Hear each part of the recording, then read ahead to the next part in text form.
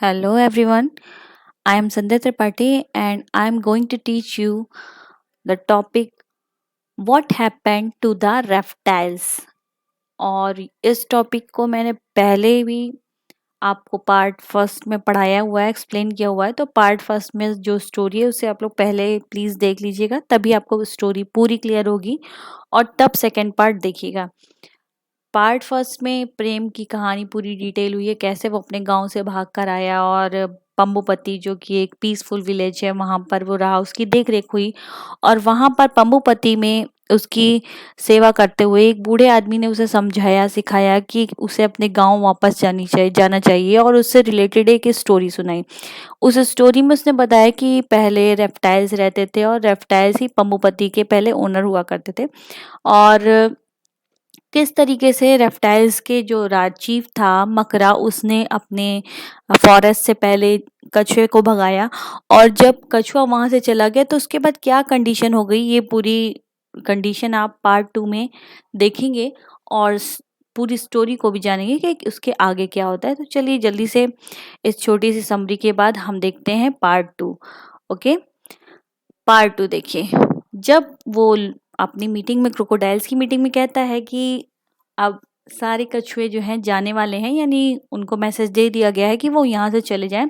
तभी एक छोटा छिपकली उससे बोलती है, तब वो सुन करके काफी नाराज होता है। वो कहता है नो बट्स, कोई भी बट या फिर इफ नहीं लगाएगा।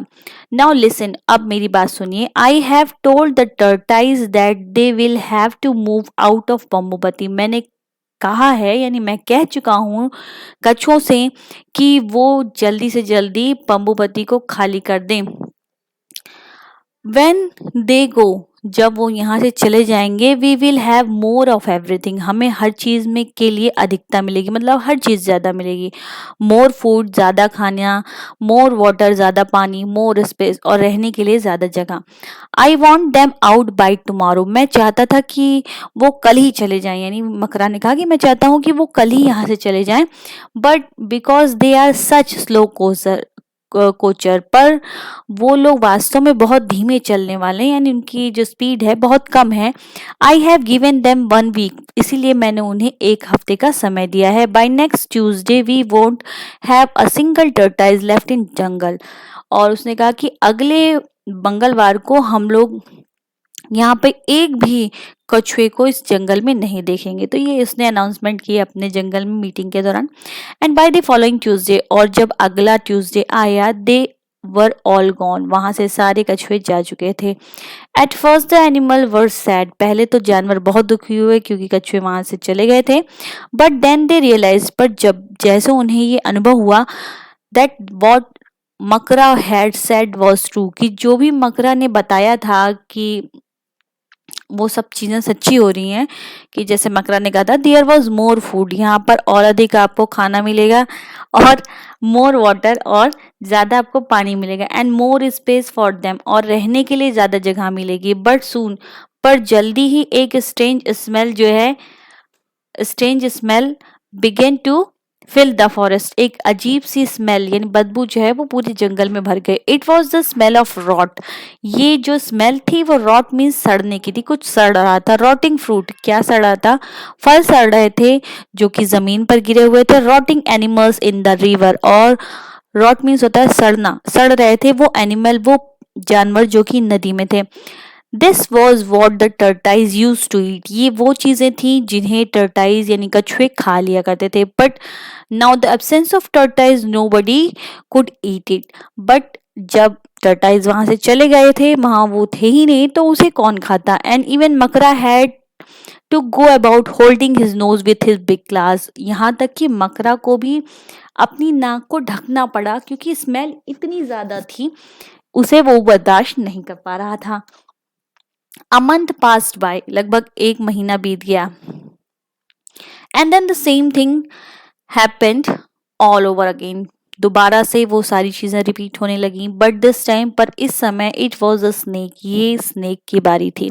मकरा wrote them one of his letter, Makara ने अपने एक लेटर में उन्हें लिखा, they were to leave the forest and since they could move fast, उन्होंने कहा कि वो लोग जल्दी ही जंगल को छोड़कर चले जाएं क्योंकि वो लोग तेजी से चल सकते हैं, इसीलिए they had to go in a day. उन्होंने समय दिया उन्हें मकरा ने कि वो एक ही दिन के अंदर जंगल खाली कर दे। Naga the head of the snake, Naga यानी जो स्नेक्स का हेड था, चीफ था, प्लीडेड फॉर मोर टाइम। उसने प्लीड मतलब होता है मांगना, डिमांड करना, उससे क्षमा याचना की कि उसे और समय में दिया जाए सांपों को यहाँ से जाने के लिए। बट मकरा वुड नॉट गिव इट, पर मकरा ने कुछ नहीं सुना, उन्होंने उसे समय नहीं दिया। एट द मीटिंग में ही साइलेंस द अदर, वो चुपचाप रहा और जो अन्य थे वो सुन रहे थे, वो भी शांत थे। The lizard and the crocodile, और जब मकरा शांति से सब चीजें सुन रहा था तो लिजर्ड यानी जो छिपकली थी और जो क्रोकोडाइल्स थे, with even louder shout and threats, वो जोर जोर से चिल्ला रहे थे और आपस में बातें कर रहे थे। तभी जो मकरा था वो आया, उसने चीखते हुए उन्हें धमकी दी। थ्रेट्स मतलब होता है धमकाना। Snakes are slimy he said, और उसने कहा कि स्नेक्स जो होते हैं वो पतले दुबले होते हैं, बहुत ही स्लिम ट्रिम होते हैं। And they make funny noises, और वो अजीब सी आवाजें निकालते हैं। Who want such wild creature around, कौन चाहेगा कि अपने पास इस तरीके के बेकार के जीव रहें जो हमेशा लिपटे रहते हों। Again no one dare to disagree with Makara, और दोबारा किसी में इतना साहस नहीं हुआ कि वो मकरा के अपोज जाकर कुछ बात कर सके। And so the snakes left, और इस प्रकार से सांप भी उस जंगल को छोड़कर, लेफ्ट मीन्स होता है चले जाना, चले गए। For a while the animal of the forest were happy because they had been a little effort of snakes, और कुछ समय के लिए देखा जाए तो जंगल में जो रहने वाले जानवर थे जो कि उसे सांप से डरते थे, वो थोड़े दिन के लिए जब उन्हें पता चला कि सांप अब चले जा चुके हैं तो वो सब थोड़ा खुश हो गए कि ओ स्नेक्स तो अब चले गए तो अब कोई दिक्कत नहीं है।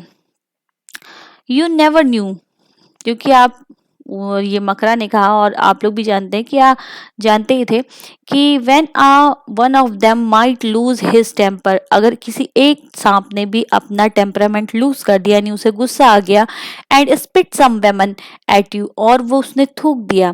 स्पिट मीन्स होता है थूकना या छोड़ना, कुछ वेमन मीन्स होता है पॉइजन।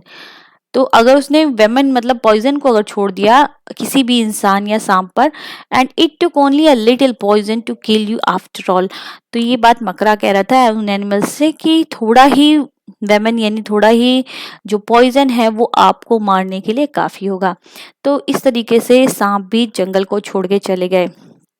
अ फ्यू वीक पास, कुछ ही समय बीता था, and the animal of the forest looked tired and fed up, और जो जानवर थे वो दिखाई दे रहे थे बहुत ही थके हुए और उदास। द रैट्स, रीजन कौन थे, रैट थे। Now that they were no snake, क्योंकि वहां उन्हें पता था कि यहाँ पर अब कोई भी सांप नहीं है टू ईट देम, उन चूहों को खाने के लिए, तो वो भी बहुत ज्यादा स्ट्रांग हो चुके थे। The rat had taken over the forest, हर जगह केवल चूहे दिखाई दे रहे थे अब, क्योंकि सांप चले जा चुके थे। And they were having a wonderful time, और ये सांप नहीं थे तो उनके एब्सेंस में चूहों के लिए बहुत ही अच्छा समय था। दे वर एवरीवेयर, वो हर जगह थे। On the trees, in the grass, in the bushes, on the ground, हर जगह, मतलब फॉरेस्ट में कोई ऐसी जगह नहीं बची थी जहां वो चूहे नहीं दिखाई दे रहे थे। पेड़ों पर, घास पे, झाड़ियों में, जंगल में। They ate up the eggs of the lizard and crocodile, उन्होंने खा लिया था एग्स मतलब अंडों को, छिपकलियों के अंडों को और क्रोकोडाइल्स के अंडों को, मतलब वो जब भी मौका पाते थे वो उनके अंडे खा लेते थे। They would be no babies, there would be no babies that year, इस साल वहां पर कोई भी बेबी नहीं हुए, कोई भी बच्चे नहीं हुए। Makara's own nest of eggs had been chewed up, Makara के खुद के जो नेस्ट था, जो घोंसला था, उसके भी अंडों को इस बार उन चूहों ने खा लिया था, मतलब मकरा के भी इस बार कोई बच्चे नहीं हुए। तो इस तरीके से चूहों ने हर जगह अपना साम्राज्य स्थापित किया हुआ था। देन मकरा हैड अ ग्रेट आइडिया, इसके बाद मकरा को एक बहुत अच्छा विचार आया। He called a meeting of the crocodiles, उसने मीटिंग फिर से बुलाई क्रोकोडाइल्स की और कहा, would not it be wonderful if we, क्या ये अच्छा नहीं होगा अगर हम, आगे देखिए उसका क्या नेक्स्ट टारगेट था, if we crocodile could have the whole jungle for our self, अगर ये जंगल पूरा केवल हम क्रोकोडाइल्स के ही लिए हो तो क्या ये अच्छा नहीं होगा? नो वन बट अस, कोई भी ना हो, केवल हम क्रोकोडाइल्स हो। दीज लिजर्ड नाउ, और अब बची थी वो लिजर्ड, यानी कछुए और नागों को, सांपों को तो वो पहले ही भगा चुका था, लिजर्ड बची थी अपने बच्चों के साथ, तो वो उन्हें भी भगाना चाहता था। Now just look at them, देखो इन लिजर्ड्स को, इन छिपकलियों को। They have the strange habit, इनकी कुछ अजीब सी आदतें होती हैं। And some of them even change colour, कुछ ऐसी होती हैं जो अपना बीच बीच में रंग चेंज कर लेती हैं। How can we trust someone who is green one minute red the next, और किस प्रकार से हम किसी पर ट्रस्ट करें, बिलीव करें, जो एक सेकेंड पहले, एक मिनट पहले हरी होती हैं और दूसरे ही पल में लाल हो जाती हैं। Let us get rid of them, अब हमें इनसे, रिड ऑफ देम मीन्स छुटकारा पा लेना चाहिए, मतलब इन्हें दूर कर देना चाहिए अपने आप से। ये सजेशन दिया मकरा ने अदर क्रोकोडाइल्स को। देखिए फिर आगे क्या होता है। By now the crocodiles were really scared of Makara, इस बार तो क्रोकोडाइल्स जो थे वो थोड़ा डरे थे मकरा के साथ, फिर भी सो दे क्लैप्ड एंड चीयर, पर उन्होंने उसकी हाँ में हाँ मिलाते हुए उसकी तालियां, उस पे तालियां बजाई उसकी बात पे, और चीयर्ड मतलब खुश हुए। मकरा वॉज प्लीज, मकरा ने जब रिस्पॉन्स देखा तो वो भी बहुत प्लीज, मतलब होता है खुश हो जाना। The lizard left the forest, और इस तरीके से लिजर्ड भी जंगल छोड़कर चली गई। Some with their babies on their backs, और अपने बच्चों को अपने पीठ पर बिठाकर वो कुछ वहां से चली गई। But now when life should have been wonderful, पर अब जब जीवन बहुत अच्छा हो जाना चाहिए था, for the crocodiles of Bambupati, जो क्रोकोडाइल्स थे बम्बूपति के, all kind of awful things began to happen, हर प्रकार की अजीबो गरीबो चीज उनकी जिंदगी में घटने लगी। टू बिगिन विथ, क्या क्या आरंभ हुआ देखिए। The red Drew boulder by the day, जो चूहे थे वो दिन पर दिन साहसी होते जा रहे थे, मतलब बहुत हिम्मती होते जा रहे थे। दे बिकेम सो फियरलेस, वो अब किसी से नहीं डरते थे। That they jumped and turned somersault on the crocodile's back, वो कभी भी मुड़ते और कूद जाते थे क्रोकोडाइल की पीठ पर, मतलब जिनसे उन्हें डर लगता था वो उनसे भी नहीं डरते थे। And there were too many frogs, और अब वहां पर जंगल में बहुत सारे फ्रॉग्स यानी मेंढक भी हो गए थे। They seems to be growing larger, और वो धीरे धीरे ऐसा लग रहा था कि वो बढ़ते ही चले जा रहे हैं, नहीं बड़े और बड़े हो रहे हैं। And there was no one to eat them, और अब कोई नहीं था उन फ्रॉग्स को खाने के लिए, बट द क्रोकोडाइल्स, केवल और केवल मगरमच्छी बचे थे। These huge frog begin to eat the babies of crocodile. ये जो ये जो फ्रॉग्स हैं यानी मेंढक जो इतने बड़े हो चुके थे, वो बच्चों को, जो कि छोटे बच्चे थे क्रोकोडाइल के, उनको भी खा लिया करते थे। एंड द इंसेक्ट्स, अब क्या हाल था, मतलब इधर चूहे और फ्रॉग तो बड़े हो ही गए थे, अब इंसेक्ट्स जो छिपकलियों के जाने से बड़े हो रहे थे। Now that the lizard were gone, क्योंकि अब छिपकली चली जा चुकी थी, यानी ये जंगल में नहीं थी। There were million of them, अब बहुत सारे जंगल में इंसेक्ट्स हो गए थे, कीड़े हो गए थे। ग्रोइंग बिगर एंड नेस्टियर, ये दिन पर दिन बड़े हो रहे थे, और इनमें नेस्टियर मीन्स होता है ताकतवर होना, ताकतवर हो जा रहे थे। It was a terrible time of the crocodile, और अब ये जो समय था, यानी जो जंगल में सारे जानवर चले गए थे और उनकी अब्सेंस में जो सारी चीजें बढ़ती चली जाई थी, जैसे मेंढक थे, कछुए, मेंढक थे, कीड़े थे, और आपके रैट्स थे, तो ये इन सब ने क्रोकोडाइल की लाइफ को बहुत ज्यादा ट्रिबल कर दिया था, या भयावह कर दिया था।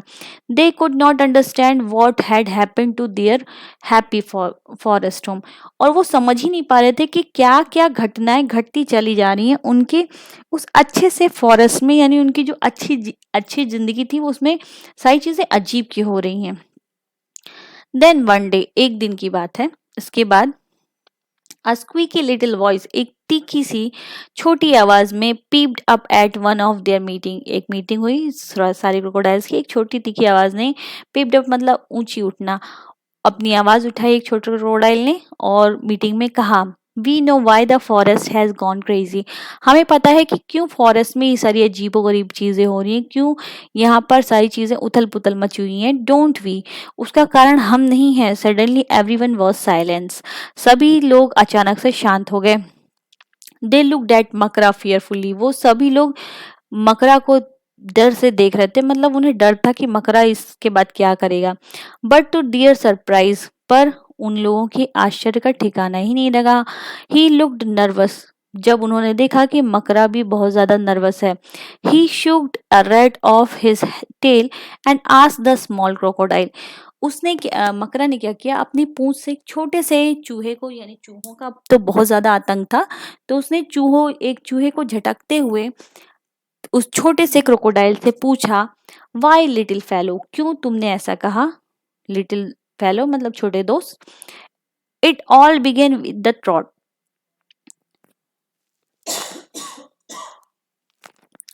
उसने कहा कि ये सारी चीजें शुरू हुई थी आपकी ही जल्दबाजी से। ट्रॉट मतलब होता है जल्दबाजी या उछलकर भागने की वजह से, जो गलत निर्णय आपने लिए। ओके ओके सेड मकरा। मकरा ने कहा ठीक है।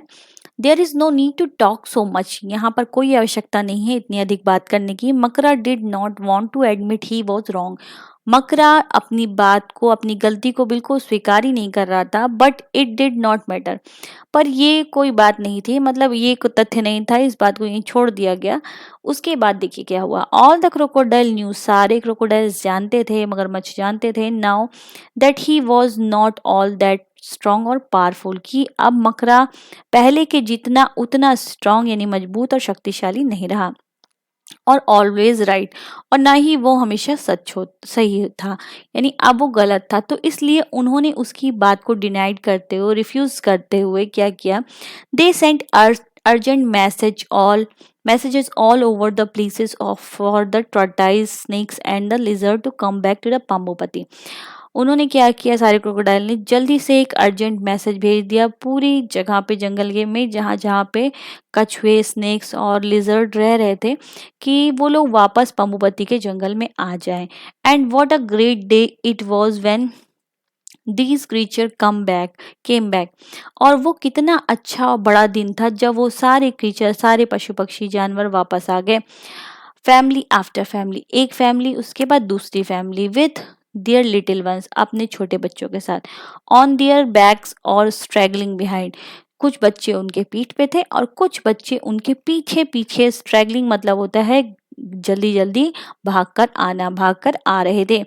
Shouting at their parents to wait for them, और वो बच्चे चिल्ला रहे थे अपने पेरेंट्स से कि रुको रुको, हमारा भी इंतजार करो, हमें भी अपने साथ ले चलो। तो इस तरीके से सारे जानवर जो कि मकरा की साजिश की वजह से बाहर गए थे, वो वापस लौट आए। उन्हें सारे क्रोकोडाइल्स ने वापस बुला लिया बाहर से। इन 2 months, लगभग 2 महीने में, the forest was back to normal, forest दोबारा से अपनी पहले जैसी पोजीशन में आ गया, यानी नॉर्मल हो गया। द रेड डिसअपियर, जो चूहे बड़े हो गए थे वो गायब हो गए। डिसअपियर मतलब होता है भाग जाना या गायब हो जाना। एंड द इंसेक्ट्स, और जो कीड़े थे, एंड द स्मेल, और जो बदबू आ रही थी, and the world finally went back to its familiar old self, वो सब चीज़ें चली गई और जो जंगल था वो वापस से अपने प्रीवियस सिचुएशन में हो गया, और वो वापस से पुराने जैसा हो गया, यानी अच्छा हो गया। Well Prem, said the old man, अब कहानी खत्म हो चुकी थी। उस बूढ़े आदमी ने, यानी ग्रैंडफादर ने प्रेम से कहा, अच्छा Prem, have you fallen asleep, क्या तुम सो चुके हो? Did my story send you off to the dream land, क्या मेरी स्टोरी ने, मेरी कहानी ने तुम्हें भेज दिया है सपनों की दुनिया में? आई शुक माई हेड, तभी ग्रैंडफादर से कहते हुए प्रेम ने अपना सर हिलाते हुए कहा, नो ग्रैंडफादर, नहीं grandfather, I was just thinking, मैं केवल सोच रहा था, maybe it is time I went back to my own village, शायद ये वो समय है जब मुझे लौट जाना चाहिए अपने गाँव। Because I have a story to tell them, क्योंकि मेरे पास एक कहानी है उन्हें सुनाने के लिए। But what if they do not listen to me, पर क्या होगा अगर उन्होंने मेरी कहानी नहीं सुनी, यानी उन्होंने मुझे टाइम नहीं दिया कहानी सुनाने का। We can only keep at it, my son. Tell these stories again and again to more and more people. और उन्होंने कहा कि हम केवल अपना समय उन्हें दे सकते हैं मेरे बच्चे, इसलिए जो कहानी है उसे तुम उन लोगों को एक बार, दो बार, कई बार, बार बार सुनाओ, और अधिक से अधिक लोगों को सुनाओ। Some of them may laugh at you, कुछ ऐसे होंगे जो तुम पर हंसेंगे, और say your story are not true, और कहेंगे कि तुम्हारी कहानी सच्ची नहीं है। But they may remember, them one day, पर निश्चित रूप से वो एक दिन उन स्टोरीज को संभवतः जरूर याद करेंगे and understand that each of us has a place in this strange funny world of arts. और ये बात समझेंगे कि इस दुनिया में हर इस अजीब से स्थान पर, जो कि वर्ड के नाम से जाना जाता है, फनी वर्ड के नाम से इन्होंने यहाँ पे इंट्रोड्यूस किया है अपने वर्ड को, तो हर इंसान, हर पशु पक्षी की अपनी एक निश्चित जगह है इस संसार में, ये बात वो ज़रूर समझेंगे और वो हमारे ही लिए निश्चित है, यानी हमारे ही लिए ज़रूरी है। तो इस तरीके से ग्रैंडफादर ने प्रेम को अपनी पूरी बात बताई और कंसोल किया और उसे समझाया कि कितना इम्पोर्टेंट है एक दूसरे के साथ होना। तो ये तो थी आपकी स्टोरी, जिसमें पूरी तरीके से बताया गया कि किसी भी चीज़ का क्या स्थान है और क्यों हमारे लिए कोई इम्पोर्टेंट होता है। तो अगर आपको स्टोरी में कहीं भी एक्सप्लेनेशन में या किसी भी सेंटेंस में कोई प्रॉब्लम है तो प्लीज़ मुझे कमेंट बॉक्स में कमेंट करके ज़रूर बताइए। वीडियो अगर आपको समझ में आया हो तो वीडियो को लाइक कीजिए, चैनल को सब्सक्राइब कीजिए और बेल आइकॉन को प्रेस कर दीजिए ताकि आगे जो भी इन्फॉर्मेशन है वो आपको मिलती रहे। And thanks for watching this video again. और आप मुझे टेलीग्राम पे भी फॉलो कर सकते हैं। Thank you very much.